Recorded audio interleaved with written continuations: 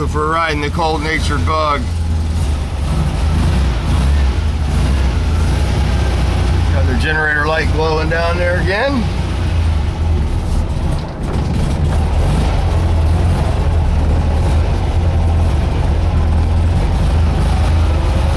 Generator went off the other night when I drove it. Just had to run it a little hard. So we'll probably have to put a generator on this thing or change it over to an alternator.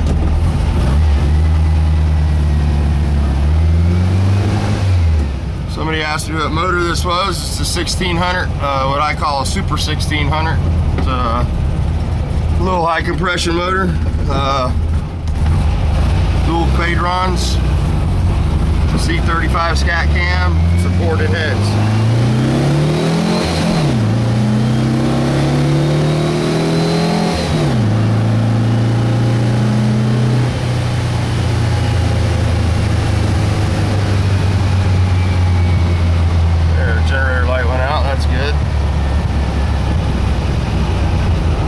Bus stop action.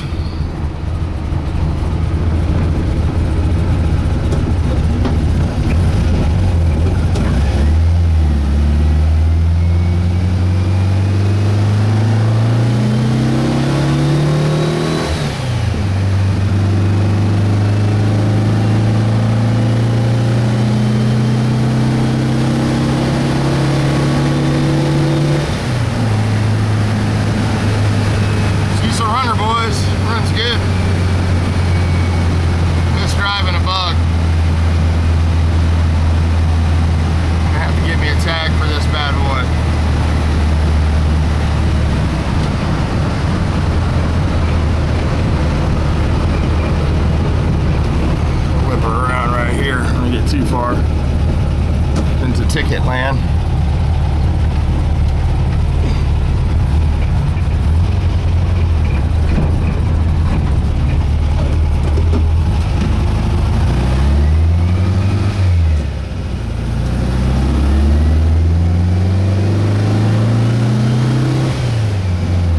Still runs good, Johnny.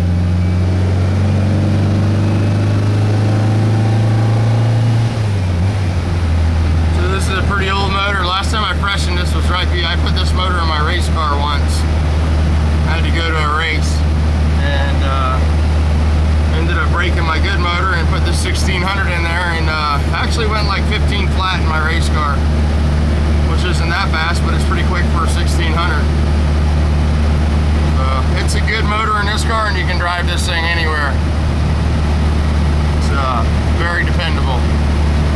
1600s almost never break. So anyway, we're running down the road pretty good, driving nice. Carbs are working good, nice and smooth.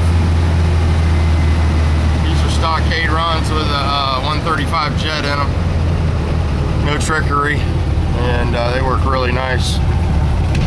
Oh, sorry guys, I need to make a camera mount in this car.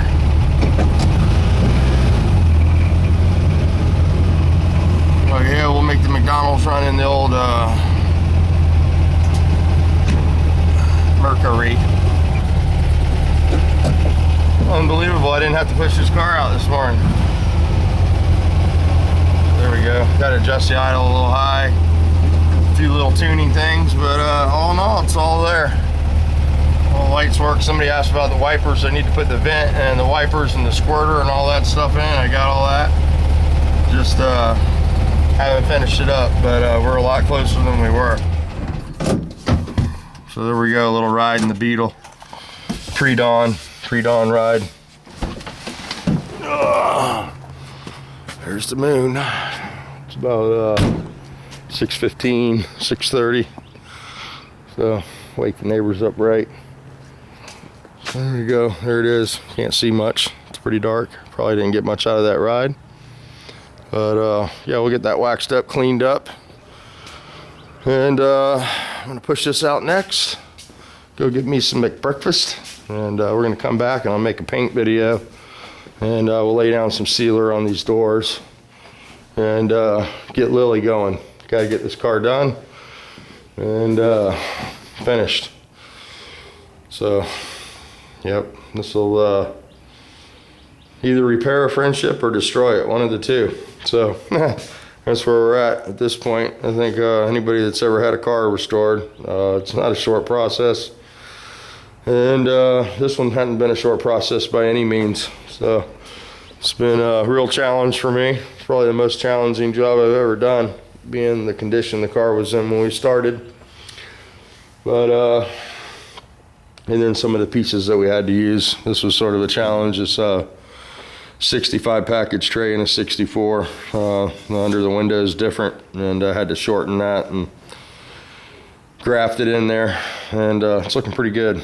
So hopefully today we'll get some paint on this. I know we will. At least the doors are going to get painted. But I'm thinking what I'm going to do is pull the hood off and roll the body in and paint it with no hood, no doors.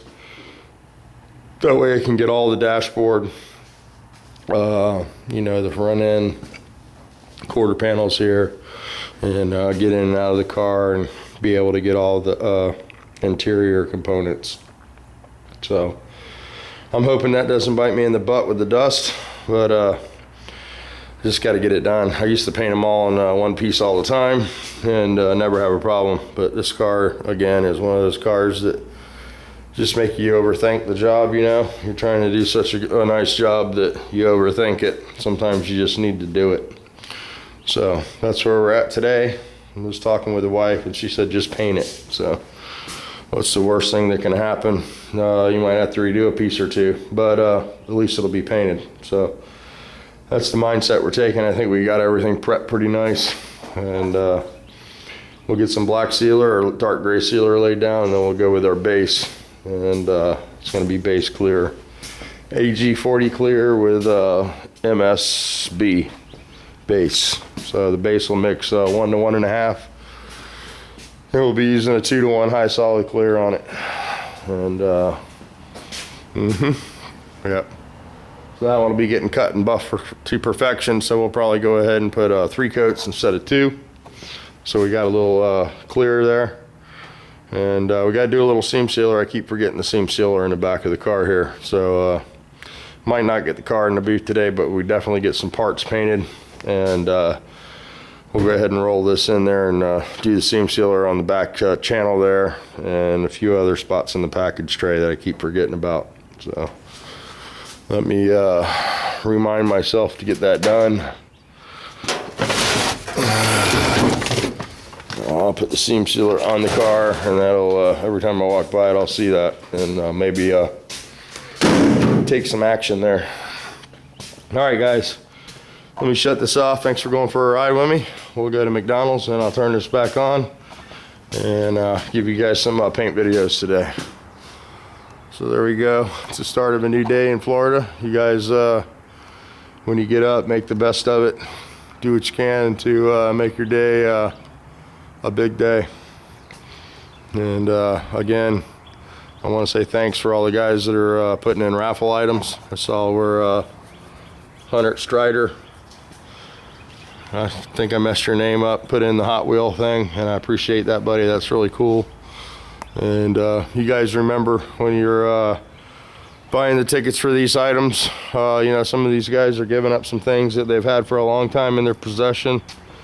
And you know, I'm not saying don't be cheap, but don't be cheap. You know, some guys are putting items from their heart out there. I saw where Iceman is doing a hand-carved miniature golf ball like he does.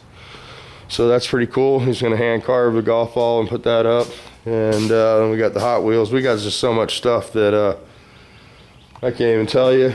I know it's a lot because I walk by and see all these bags on this back table where all the tickets go. And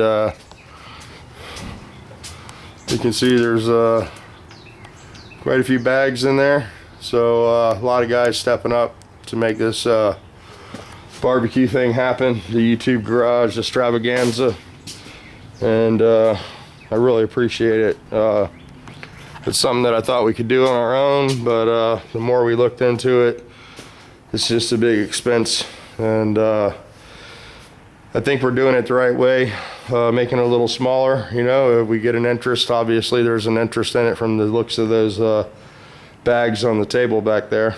But if there's an interest for it and it works out good, it could be something that could be pretty big in the future, you know, maybe even different locations, you know, just different things.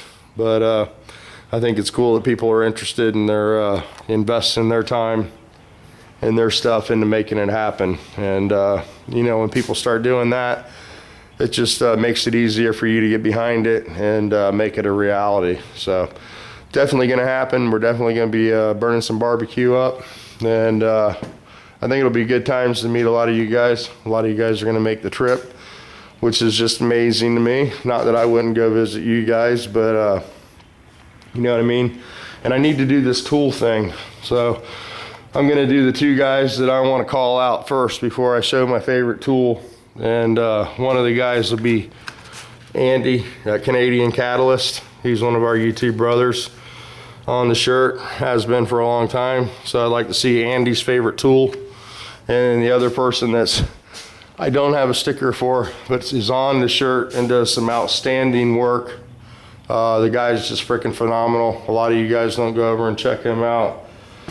But, you know, VIPERMECH would be my second choice up in Canada. He's building the Chevelle. He's built a couple 1,000 horsepower motors on YouTube for us and gone to the dyno and run them. And then gone to the track and raced them. And I think that's pretty cool when a guy will build a motor online, throw it on the dyno, put it in his car and throw a number down. But the guy can do anything from bending tubing to doing sheet metal to building a motor. And I wouldn't be surprised if he could paint too. I haven't seen him do that yet, but it just wouldn't surprise me. So let me show you my favorite tool. You guys are gonna laugh, but you know, I got so many tools. Got the frame machine over here. I sort of used to like that when I used to do hard hits and stuff, but not so much anymore. Oh man, I apologize for the mess. I'm not really set up for this, but this is not a Tommy Shoe production, as you can see here, but I try. I gotta clean my shit up, guys. I just can't seem to get my shop in order and get the work done too. So it's like I gotta pick one or the other. But yeah, let me turn this back on. Well, let me leave it on because I can't find my damn favorite tool. Ain't that a bitch? I know it's in here somewhere. This is one of them. And the other one's in this cabinet, I'm pretty sure.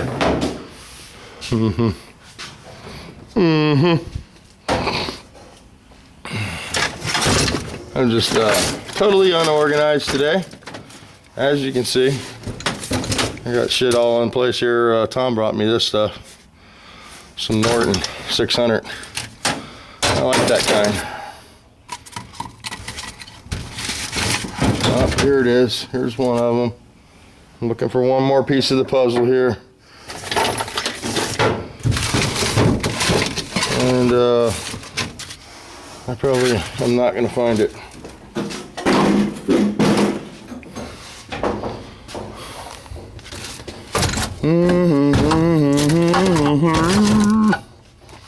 Nope. I saw it in here just the other day. Just the other day. It was in this cabinet, you see. I don't know. That's always great when those studs go everywhere. So, you got so many favorite tools. I wanted to show you my favorite. There it is. There it is, hiding in the back. It's a little dusty because I don't ever get to use it anymore. It is funny how some of us buy the similar things though as when we start. Here's my first DA when I started, a Hutchins like Jeff's. This thing still works good. The only problem with these is used to have a handle on it. This thing weighs a ton, guys. I mean a ton compared to a Dynabrade. So the Dynabrade is my favorite DA and probably the tool that I use the most, being that I'm a used car hack. But back when I was an actual body man, in the real body man world, my favorite tool, without a question, would be these two items right here. And that's my rubber dolly right here, and my door skin hammer. I can't tell you how many door skins these two tools have put on. At Toyota, I was the door skin king. You could do a door skin in about 30 minutes with no Bondo. And I haven't done a door skin in a long time, but I used to do a couple a week on an average. And these are my favorite. I love this hammer and I love this dolly. And for regular body work, this has got to be my favorite hammer. You can see the tape and the wear and tear on it. I bought this at the same time as I bought this one, and it's just so beat up from doing body work. But these tools have made me a lot of money right here, these three tools. And I like my hammers and my dollies. And I lost some of my really good clamps that I've had for a long time when I did Lily, and that's another thing that still to this day just kills me. If you go way back, you'll see some frame machine videos. We went to the frame machine over there and did some frame work. These are the cheap dollies that you buy at like Harbor Freight, you know, and these are what I'll loan out and give to people to use.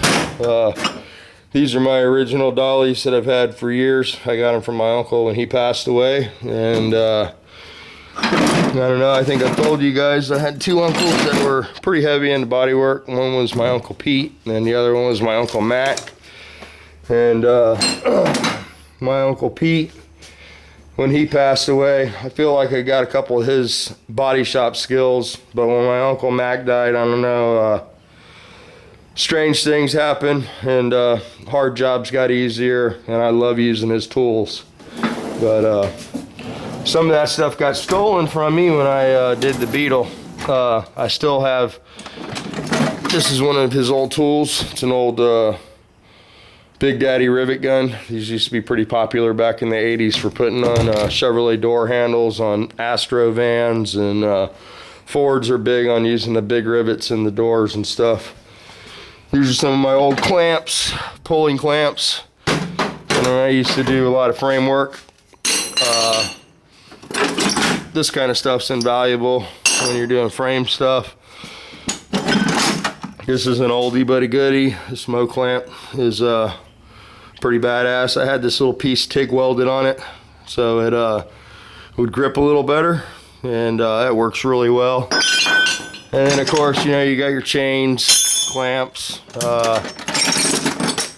plates for welding on to spots you can't get to, and pulling. And I really used to love doing the framework, man. So I got a few, I had a whole set of these and a whole set of clamps that got stolen.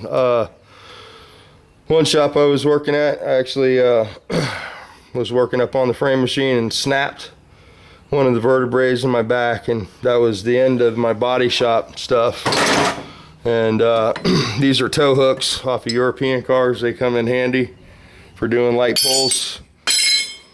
But anyway, I was rushed out of there, and my toolbox got left unlocked, and I had a cabinet full of frame equipment, chains, clamps, hooks, all that stuff, and some of it got stolen, and that sucks when that happens, but that's what happened.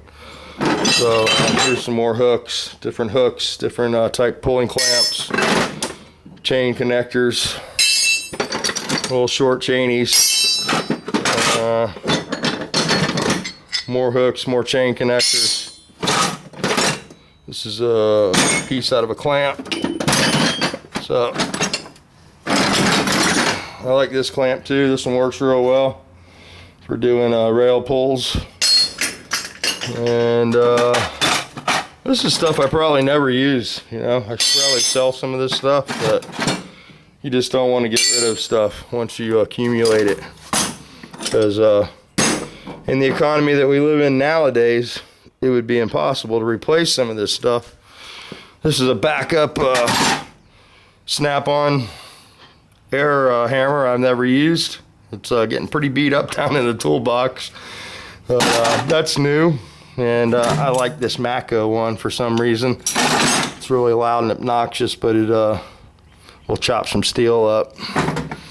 So yeah, that's the look at a few tools there, and frame machine stuff. The clamps were pretty dear to me, and the door scan equipment would be my favorite. Those are the favorite things that I like to do, pulling frames and putting sheet metal on.